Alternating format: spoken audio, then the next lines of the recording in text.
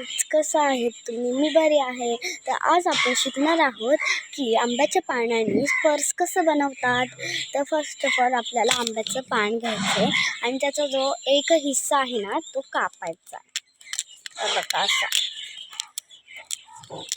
जसं मी करते तसंच तुम्ही पण करायचं. बघा, एक हिस्सा मी कापलेला आहे आणि एकच हिस्सा आहे आणि तो जो हिस्सा जोडलेला आहे ना आंब्याच्या ह्या साईडच्या दांडीला, तो अर्धा हिस्सा कापायचा आहे. बघा, अर्धा हिस्सा कापला. त्याच्यानंतर ही जी ना मोकळी दांडी आहे ना त्याला असं फोल्ड करायचं.